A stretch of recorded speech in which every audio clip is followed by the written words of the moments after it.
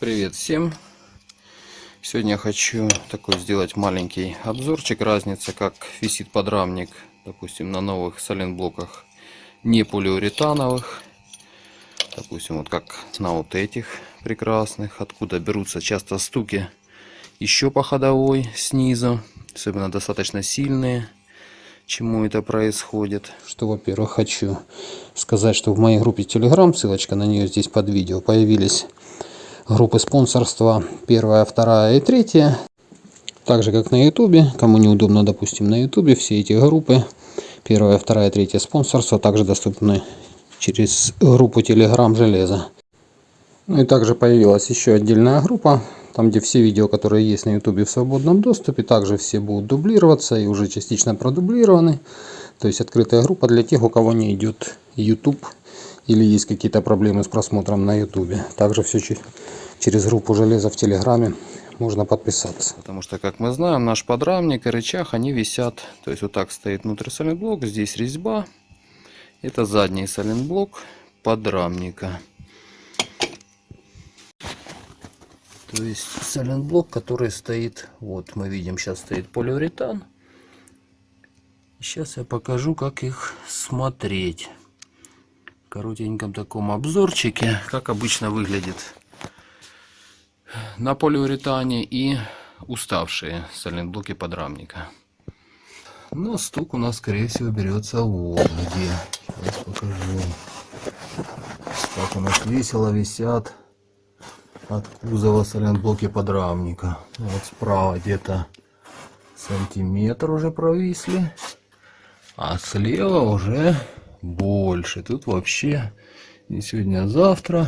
Ну, может, не сегодня, не завтра. Резинка еще пока держится, но скоро оно нафиг выпадет. Потому что кроме полиуретановых и оригинальных здесь ни хрена не ходит. Все это говно. Ну, как весело висит подрамник. У нас внизу такая вот херня. Подухи карабаса целые. Их тоже, если менять, то только на полиуретан. Вот, когда сайлентблоки подрамника хорошие, в данном случае полиуретанами, вот они еле-еле отходят от кузова. Что с одной стороны, что с другой. То есть там где-то миллиметра 3-4. Ну и тут же стоят полиуретановые подушки КПП.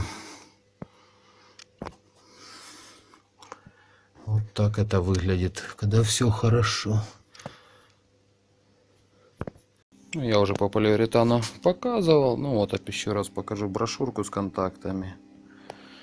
Это не реклама, просто здесь заказы. Другого места я, к сожалению, не знаю, где это можно заказать. Ну, видите, пока не подводят.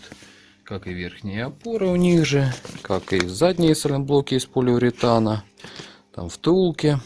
Ну, а также при желании и передние сайлентблоки переднего подрамника тоже из полиуретана. Вот так вот они выглядят.